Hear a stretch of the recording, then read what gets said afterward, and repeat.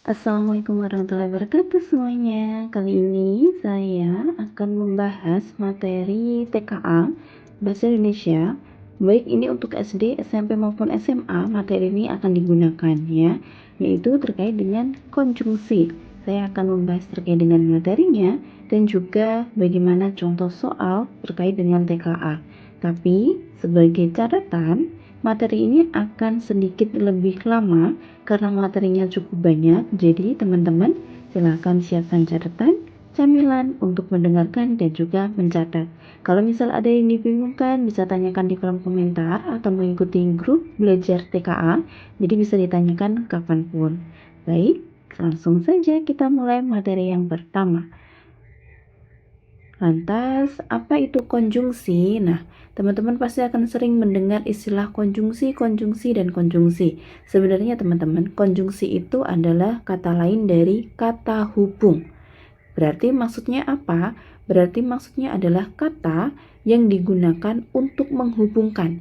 Jadi ada sebuah atau dua buah kata yang digunakan untuk menghubungkan sesuatu. Menghubungkan apa? Dalam konteks ini, itu untuk menghubungkan kata dengan kata, kemudian untuk menghubungkan frasa dengan frasa, klausa dengan klausa, atau antar kalimat dan paragraf. Seperti itu. Nah, secara analoginya misalnya seperti ini. Ketika kita mau mencharger handphone, pasti untuk menyambungkan handphone dengan listrik, itu pasti kita membutuhkan kabel charger. Nah, kabel charger inilah konjungsi, seperti itu. Jadi, konjungsi ini berfungsi untuk menghubungkan handphone dengan listrik. Maka itulah fungsinya. Nah, contohnya kata dengan kata, misalnya ada ayah dan ibu. Maka konjungsinya apa? Ketika kata ayah kemudian kata ibu ingin kita gabungkan, maka kita bisa menggunakan konjungsi dan. Maka menjadi kata dengan kata. Lantas kalau frasa itu apa? Frasa dengan frasa itu berbeda dengan kata. Kalau kata hanya terdiri dari satu kata, kalau frasa itu lebih dari dua kata. Tapi catatannya frasa ini tidak berkaitan dengan subjek atau predikat secara bersamaan. Misalnya, sepatu hitam itu dengan tas kulit ini. Ketika kita mau menghubungkan dua frasa ini, maka kita bisa menggunakan konjungsi atau. Apakah bisa konjungsi lain? Bisa, tergantung dengan konteksnya. Begitu ya. Kemudian ada klausa dengan klausa. Kalau klausa ini harus berkaitan dengan subjek dan predikat. Misalnya, adik sedang tidur. Adik subjek, sedang tidur adalah predikat. Maka satu bentuk klausa ini ketika mau digabungkan dengan klausa yang lain, kita juga bisa menggunakan konjungsi. Misalnya konjungsi ketika. Adik sedang tidur ketika hujan turun dengan deras. Gitu ya. Nah, kemudian kalau antar kalimat bagaimana? Ya berarti menghubungkan kalimat dengan kalimat. Kalimat itu selalu diakhiri dengan titik. Maka setiap setelah titik itu digunakan konjungsi. Contohnya, kalimat 1. Cuaca hari ini sangat mendung. Kemudian titik kita mau menghubungkan dengan sebaiknya kamu membawa payung. Maka kita bisa menggunakan konjungsi. Oleh karena itu, sebaiknya kamu membawa payung. Gitu ya.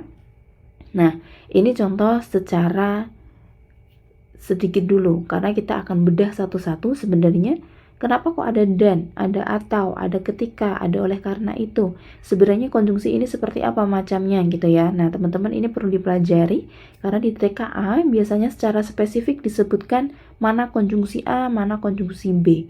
Begitu. Nah, kita akan bahas satu persatu. Oke. Kemudian sebenarnya ada apa saja konjungsi kayak gitu ya. Nah, jenis-jenisnya konjungsi itu ada 4 teman-teman. Ada konjungsi koordinatif yang kaitannya dengan setara, menghubungkan dua hal yang sama. Kemudian konjungsi subordinatif atau tidak setara, berarti kebalikan dari setara.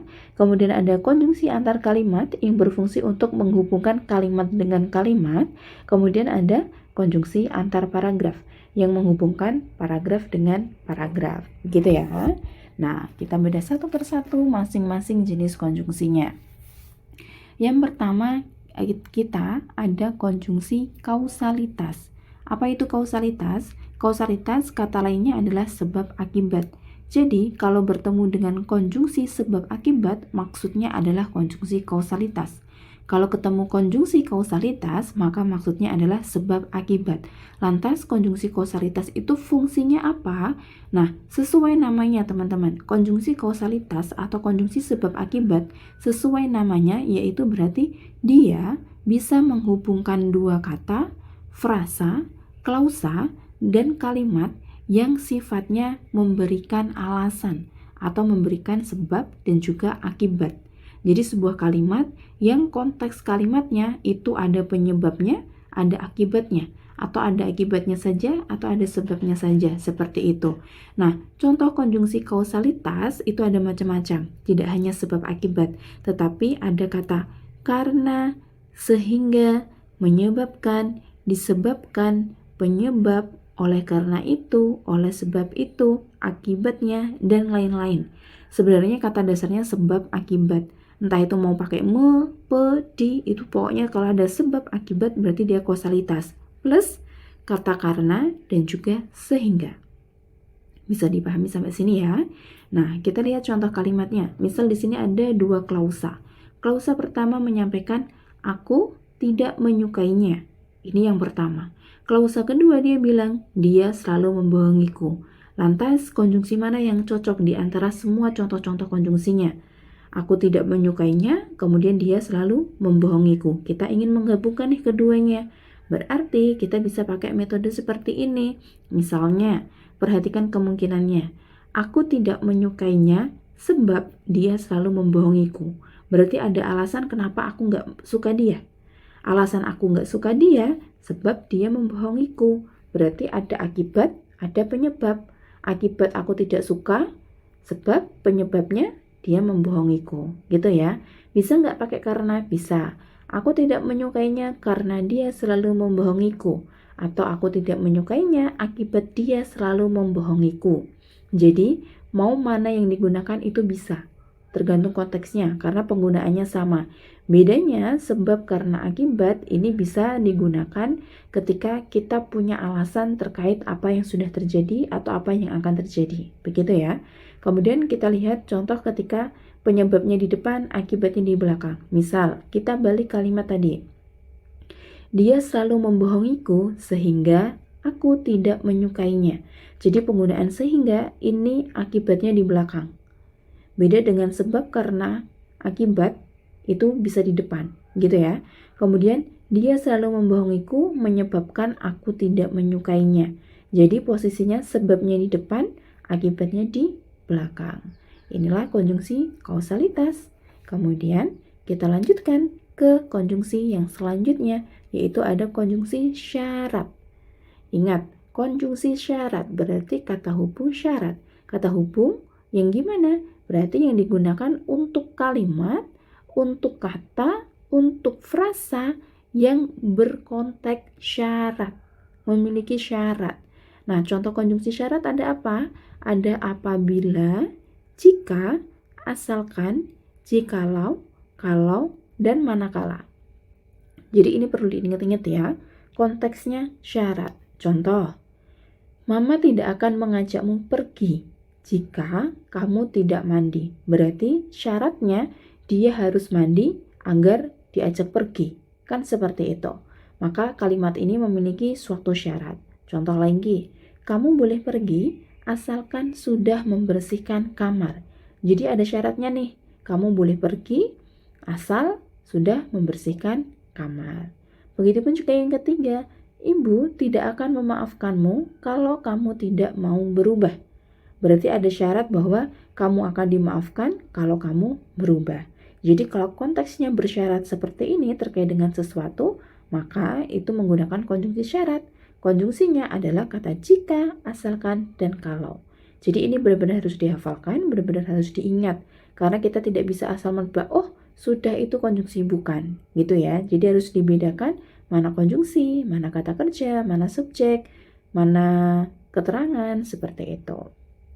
Baik, kita lanjutkan ke yang ketiga, ada konjungsi tujuan. Berarti kalau mendengar kata hubung tujuan, berarti konteks kalimatnya adalah kalimat yang memiliki tujuan. Maksudnya gimana? Jadi kalimatnya itu membicarakan tujuan terkait dengan suatu tindakan.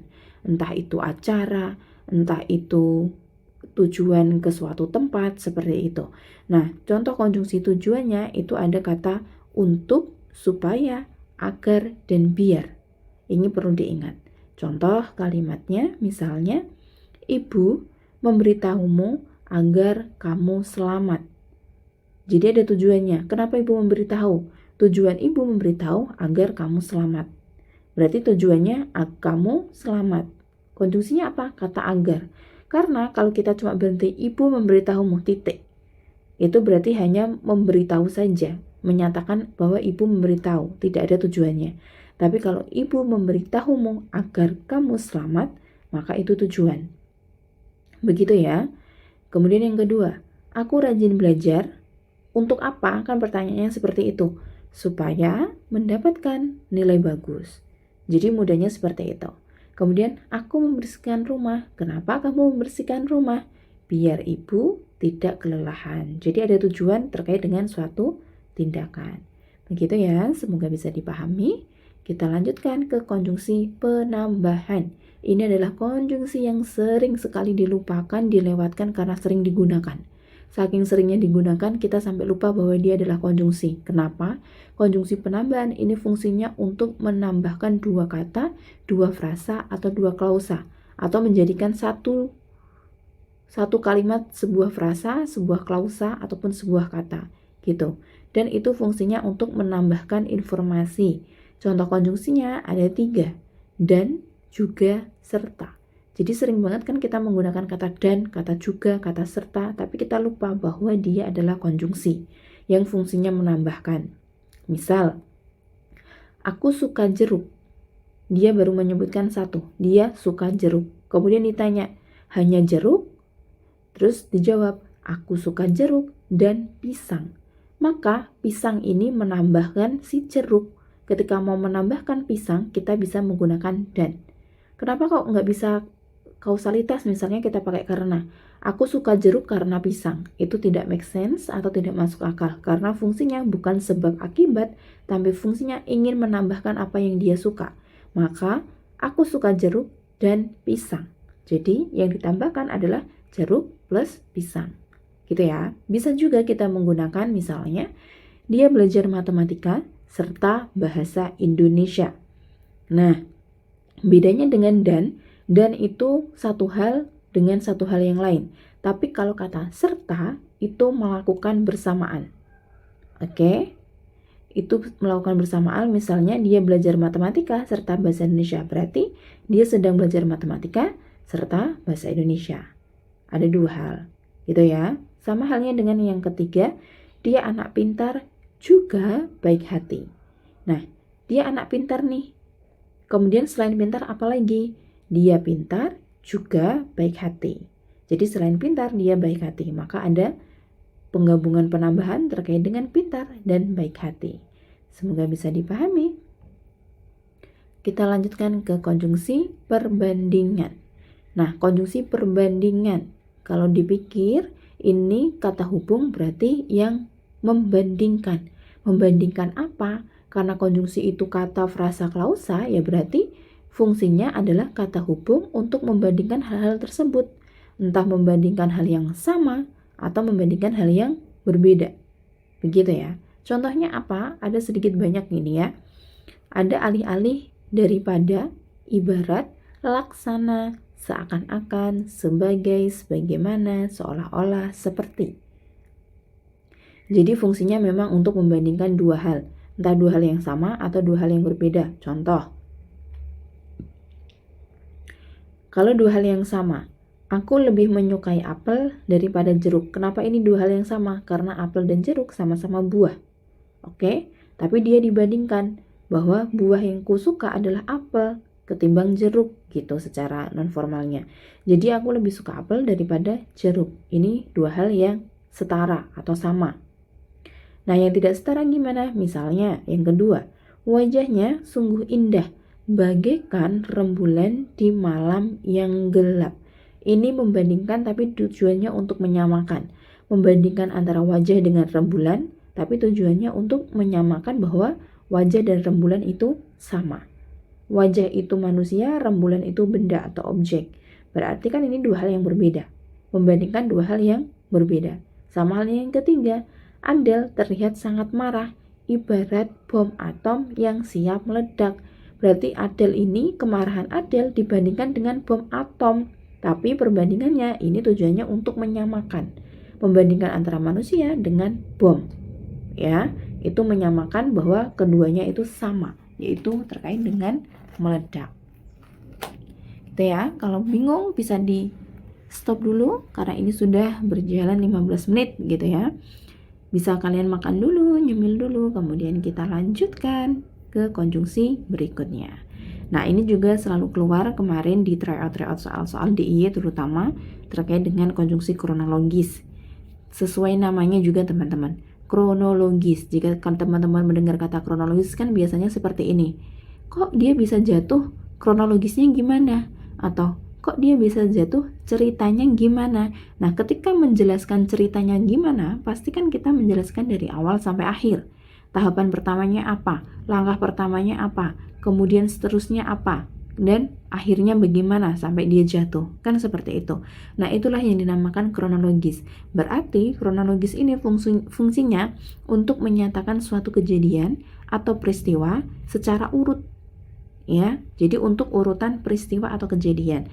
Nah, konjungsi kronologis itu sebenarnya ada banyak sekali teman-teman, tapi yang sering keluar misalnya kemudian, sesudah, setelah, lalu, mula-mula, selanjutnya, berikutnya, seperti itu. Ini sering banget kita gunakan gitu ya. Contoh kalimatnya misalnya, aku akan sekolah.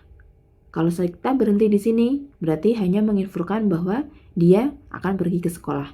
Terus ditanya, habis dari sekolah kemana? Aku akan ke sekolah, kemudian ke rumahmu. Berarti dia menyatakan peristiwa pertama, aku akan ke sekolah dulu, maka peristiwa kedua, aku akan ke rumahmu. Begitu. Begitupun contoh kalimat yang kedua, kita akan makan pagi setelah olahraga. Ini konteksnya sama. Meskipun dibalik ya, kita akan makan pagi setelah olahraga. Berarti kejadian pertama apa? Olahraga dulu, baru habis itu kita akan makan pagi. Begitu ya teman-teman, ini cukup mudah, cukup diingat dan dibiasakan saja. Oke, kemudian ini hampir mirip dengan konjungsi kronologis. Karena kalau yang konjungsi temporal ini sama-sama menyatakan urutan kejadian, tapi yang menyatakan waktu. Kalau tadi yang kronologis, kita kembali ke kronologis. Kalau kronologis ini menyatakan situasi kejadiannya saja tanpa memikirkan waktu, maka kalau temporal atau waktu ini benar-benar yang menyatakan waktunya kapan secara pasti, ya. Jadi konjungsi temporal itu ada banyak, teman-teman bisa baca di situ. Tapi yang sering keluar adalah kata ketika, sejak, sama saat. Ini yang sering keluar. Nah, ini saat belum saya tambahkan di sini, bisa ditambahkan di catatannya teman-teman. Itu yang sering keluar teman-teman. Jadi misal contoh kalimatnya, ia masih menangis ketika aku tiba atau saat aku tiba. Berarti kronologisnya adalah menyatakan bahwa ia menangis waktu kapan? Waktu aku tiba, saat aku tiba, begitu. Jadi itu menyatakan kejadian waktunya bersamaan gitu. Nah, catatannya di sini teman-teman harus membedakan konjungsi dengan keterangan waktu. Itu sangat beda. Jadi kalau mendengar konjungsi temporal atau waktu, itu bukan kata-kata pagi, siang, malam, itu bukan konjungsi. Tapi adalah kata hubung yang digunakan untuk menghubungkan waktu tersebut. Misalnya, aku pergi sekolah di pagi hari. Pagi hari memang menyatakan waktu, tapi pagi hari bukan konjungsi karena dia tidak menyatakan atau tidak berfungsi untuk menghubungkan antara kata dengan kata, frasa dengan frasa, klausa dengan klausa. Karena aku pergi di sekolah, aku subjek, pergi predikat, sekolah keterangan, di pagi hari itu juga keterangan, yaitu keterangan waktu. Bedakan dengan yang kedua. Sejak tadi aku belajar hingga malam hari. Nah, berarti dia menyatakan peristiwanya kapan, yaitu sejak tadi. Waktunya kapan? Sejak tadi. Ngapain? Aku belajar sampai kapan? Malam hari. Maka malam hari adalah keterangan waktu. Tapi sejak itu masuk ke konjungsi temporal karena menyatakan sejak kapannya. Hubungannya sejak itu untuk digunakan atau menandakan urutan kejadian. Semoga ini tidak bingung ya dan bisa dipahami. Kita next. Kemudian adalah konjungsi penjelas. Nah, teman-teman, konjungsi penjelas ini sebenarnya punya kata lain yaitu konjungsi penerang atau kata hubung penerang atau kata hubung penjelas. Sebenarnya sama, dia hanya dua istilah yang berbeda. Nah, fungsinya apa? Sesuai namanya lagi. Kalau kata hubung penjelas berarti fungsinya untuk menjelaskan kata dijelaskan dengan kata lain, atau frasa dijelaskan dengan frasa lain, dan seterusnya. Nah, contoh konjungsi penjelas atau penerang itu ada 6. Ada bahwa, yaitu, yakni, merupakan, adalah, ialah. Ini sering banget keluar di teks. Jadi diingat-ingat. Berarti fungsinya untuk menjelaskan. Nah, ada bedanya teman-teman dari ke-6 itu. Penggunaannya, misal kata adalah. Adalah itu digunakan untuk mendefinisikan sesuatu. Kalau ialah, untuk merincikan terkait dengan subjek dalam kalimat. Nah, kalau merupakan, itu untuk arti yang menjadi atau seperti berupa. Kalau yaitu yakni, itu adalah sinonim, dua-duanya sama, fungsinya sebagai perinci. Hampir sama dengan ialah. Bedanya, kalau ialah itu berkaitan dengan subjek, kalau perinci tidak. Kemudian kalau bahwa, itu benar-benar yang menjelaskan, menerangkan. Biasanya seringnya digunakan untuk menjelaskan terkait dengan dialognya seseorang atau pendapatnya seseorang, begitu. Nah, contoh kalimatnya bagaimana? Nah, perhatikan penggunaannya di sini. Contoh yang adalah Pancasila adalah dasar negara Indonesia. Berarti di sini mendefinisikan Pancasila itu apa? Pengertiannya adalah dasar negara Indonesia. Itu penggunaan adalah. Kemudian yang ialah, yang kaitannya dengan subjek. Masalah utama kita ialah kurangnya koordinasi. Ia menjelaskan masalah utamanya si subjek siapa? Kita. Jadi kita menjelaskan masalahnya itu kurang koordinasi, maka dia menggunakan ialah. Kemudian yang merupakan. Indonesia merupakan negara kepulauan terbesar.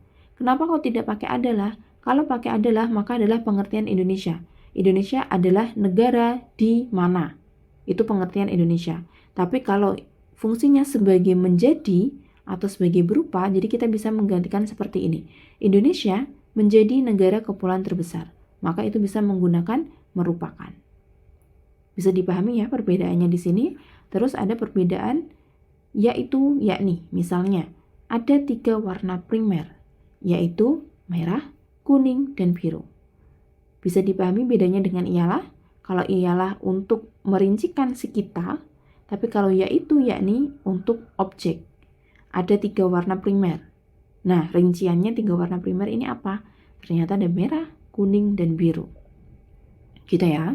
Kemudian yang bahwa, nah, contoh bahwa seperti ini. Ibu mengatakan bahwa adik sudah tidur. Jadi seringnya digunakan di dalam pendapat orang lain yang dikutip seperti ini. Begitu teman-teman untuk konjungsi penjelas. Nah, itu terakhir, kemudian ini yang perlu diperhatikan karena ini kaitannya dengan EYD.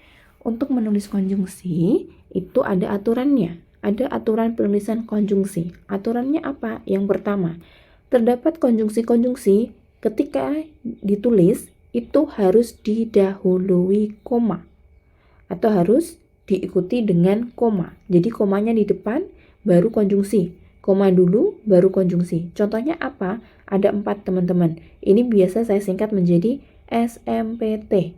Sedangkan, melainkan, padahal, tetapi. Oke. Nah, contohnya sedangkan. Budi sangat menyukai pelajaran matematika, koma, sedangkan adiknya lebih memilih belajar seni. Jadi kalau ada kata sedangkan kok tidak diikuti koma, maka salah. Oke, begitupun dengan melainkan, padahal, tetapi. Kok nggak ada komanya di depannya, maka jelas salah. Karena secara aturan, itu harus menggunakan koma. Begitu ya, ada 4 yang harus diikuti koma. Kemudian, aturan yang kedua, ada konjungsi yang tidak boleh di awal kalimat. alias harus di tengah kalimat, yaitu semua konjungsi ini. Dan serta, atau, tetapi, melainkan, padahal, karena, sedangkan, sebenarnya masih banyak lagi. Dia tidak boleh di awal kalimat teman-teman, tapi harus di tengah-tengah gitu ya. Dan ibu membeli jeruk dan apel, nggak bisa. Dan ibu membeli jeruk apel, nggak bisa kan? Dan jeruk ibu membeli apel, itu juga nggak boleh seperti itu ya. Begitupun dengan serta, atau, tetapi, melainkan, padahal, karena, sedangkan, itu juga tidak boleh di awal kalimat, karena dia fungsinya untuk menggabungkan di intra kalimat atau di dalam kalimat. Itu aturan yang kedua. Kemudian aturan yang ketiga apa? Nah, aturan yang ketiga, jika mau meletakkan konjungsi-konjungsi tadi yang nggak boleh di awal kalimat itu boleh, asalkan. Nah, ada syaratnya kan? Asalkan apa? Asalkan dia harus diikuti koma dan fungsinya sebagai anak kalimat. Jadi kalau yang kita kembali dulu, kalau misal mau pakai dan, serta, atau di awal kalimat, boleh saja, tapi dia harus berfungsi sebagai anak kalimat.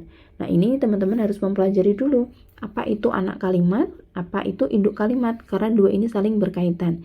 Nah, induk kalimat itu apa? Induk kalimat itu kalimat yang memiliki makna utuh dan bisa berdiri sendiri. Jadi kalaupun dia dalam satu kalimat itu ada konjungsinya, ketika konjungsinya itu dibuang dan yang mengikuti konjungsi itu dibuang, maka dia punya makna sendiri. Dia nggak butuh konjungsi tapi dia bisa berdiri sendiri. Itu induk kalimat. Tapi kalau anak kalimat kebalikannya. Anak kalimat kalau dipisahkan, dia tidak akan bisa berdiri sendiri. Dia tidak akan memiliki makna karena dia akan selalu diikuti dengan konjungsi. Contohnya, saya tidak masuk sekolah karena sedang sakit. Ketika kita mendengar kalimat ini, kita tahu, oh alasan dia nggak masuk sekolah adalah sakit, gitu kan? Penyebabnya sakit. Nah, ketika kalimat ini saya bedah, misalnya, saya tidak masuk sekolah titik. Apakah itu bisa dipahami? Jelas bisa. Apakah bisa diterima? Jelas bisa diterima, karena ada saya tidak masuk sekolah. Nah, maka kalimat ini adalah disebut dengan induk kalimat, karena dia bisa berdiri sendiri. Tapi kalau yang karena sedang sakit saja, tanpa ada saya tidak masuk sekolah, apakah bisa kita pahami? Tidak bisa. Apalagi ada konjungsi yang fungsinya harusnya menghubungkan sesuatu. Kalau dia cuma karena sedang sakit, berarti kan tidak ada yang dihubungkan. Nah, maka itulah yang disebut dengan anak kalimat. Jadi, untuk membedakan mana induk, mana anak, maka klausa itu atau frasa itu pasti akan diikuti dengan konjungsi. Gitu ya. Nah, tadi di slide sebelumnya, kata karena itu kan tidak boleh di awal kalimat. Tapi dalam konteks ini dia boleh kalau posisinya sebagai anak kalimat. Contoh, karena sakit, aku tidak bisa ikut lomba. Karena sakit itu di awal kalimat. Berhubung karena itu konjungsi, terus diikuti penyebabnya sakit, maka ini harus diikuti dengan koma. Barulah kita tambahkan aku tidak bisa ikut lomba, itu induk kalimatnya. Jadi kalimat utuhnya sebenarnya aku tidak bisa ikut lomba karena sakit. Tapi kita mau menyebutkan penyebabnya dulu nih. Karena sakit aku nggak bisa ikut lomba teman-teman gitu. Nah, berarti untuk mengubahkan anak kalimat di awal, maka harus diikuti dengan koma. Syaratnya harus ada komanya untuk memisahkan anak dengan induk. Oke? Jadi kalau nggak ada komanya gimana? Karena sakit aku tidak bisa ikut lomba. Itu nggak boleh. Karena harus mengikuti koma. Gitu ya. Contoh lagi perhatikan. Supaya memiliki badan yang sehat, aku rajin olahraga. Kenapa kok harus ada komanya, Bu? Gitu. Kalau nggak ada komanya kita bacanya gini. Supaya memiliki badan yang sehat, aku rajin olahraga. Yang sehat aku atau aku rajin olahraga, itu kan ambigu. Maka harus kita pisahkan dengan koma. Karena supayanya di depan, maka kita ikuti anak kalimatnya pakai koma. Dan subjek itu selalu setelah koma. Aku kan subjek, gitu ya. Contoh keduanya, agar lulus ujian, adik belajar siang malam. Nah, ini harusnya menggunakan kapital teman-teman, ini belum saya kapitalkan karena dia di awal kalimat. Jadi supaya agar itu boleh di awal kalimat kalau fungsinya sebagai anak kalimat. Semoga bisa dipahami ya. Nah, Ini aturan yang terakhir. Ya, kalau tadi ada konjungsi yang harus di tengah kalimat, ada konjungsi yang harus diikuti koma, ini ada konjungsi yang harus di awal kalimat. Mau bagaimanapun posisinya, dia tidak boleh diubah di tengah kalimat. Kalau yang konjungsi di tengah kalimat tadi kan boleh diubah di awal. Tapi kalau yang harus di awal ini nggak boleh diubah di tengah. Mau bagaimanapun situasinya.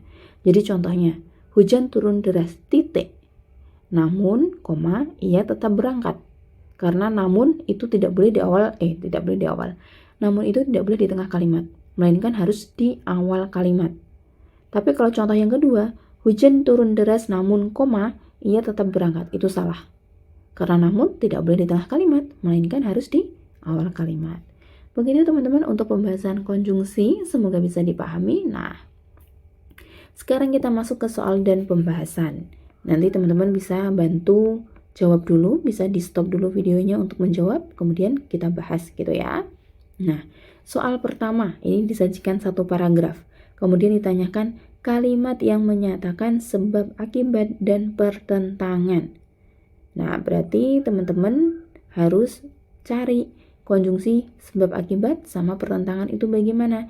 Caranya adalah harus dicek satu persatu di setiap teks. Di setiap paragraf. Salah. Di setiap kalimat maksudnya. Jadi di teks ini ada 5 kalimat, maka dilihat kalimat 1 ada nggak konjungsinya, kalimat 2 ada nggak konjungsinya, gitu ya. Nah, kita cek pembahasannya. Kalimat 1 tidak ada konjungsi yang digunakan teman-teman, sama sekali. Kemudian kalimat 2 ada penyebabnya sama adalah. Apakah masih ingat penyebabnya tadi konjungsi apa? Nah, penyebab itu konjungsi sebab akibat, ada kata sebab gitu. Kemudian adalah juga konjungsi penjelas. Berarti nomor 2 itu ada sebab, ada adalah. Gitu ya. Kemudian nomor 3, ketidakakuran itu sering terjadi karena kurangnya komunikasi. Ada kata karena. Karena tadi konjungsi apa? Kausalitas. Kemudian yang keempat, ada tetapi. Nah, tetapi itu konjungsi pertentangan. 5, ada kata atau. Nah, tadi tidak saya tambahkan di pembahasan sebelumnya. Karena atau ini cuma satu, yaitu konjungsi pilihan. Fungsinya untuk memilih 2 hal, memilih 3 hal. Kayak misalnya, kamu pilih dia atau aku. Kamu mau dia atau aku. Nah, itu kan memilih. Maka itu menggunakan kata atau. Kemudian juga ada kata bahwa. Ya, bahwa tadi konjungsi penjelas. Nah, dari sini teman-teman sudah mengetahui masing-masing konjungsinya, kira-kira jawabannya apa. Saya tunggu, silakan di stop dulu, silakan jawab. Yakni jawabannya adalah apakah A? 1? Jelas tidak. Yang satunya kita coret karena 1 tadi tidak ada konjungsi. Apakah 2? Bisa. Ada sebab akibat. Tapi kita lihat pasangannya 2 adalah 5. Apakah 5 pertentangan? Bukan. 5 bukan pertentangan, tetapi pilihan sama penjelas. Maka B kita coret. Kemudian apakah yang C? 3? Nah, 3 sebab akibat benar ya. Kita lihat ke 4. Apakah 4 pertentangan? Benar, yaitu ada kata tetapi. Maka jawaban yang benar adalah yang C. Bagaimana? Ada yang benar atau masih salah? Jangan khawatir, kita lanjut ke soal yang kedua. Kita latihan lagi di soal kedua. Nah, soal kedua ini yang ditanyakan adalah konjungsi tujuan dan syarat. Ada di nomor berapa? Ini sudah saya tandai ya, sambil teman-teman mengingat. Silakan di stop, kerjakan dulu kira-kira mana tujuan dan syarat. Nah, konjungsi tujuan dan syarat kita sudah tahu. Kalimat 1 ada dan sama merupakan. Dan itu penambahan, merupakan itu penjelas. Berarti yang ada angka satunya A sama B kita coret. Dia bukan jawabannya. Berarti tinggal C sama D.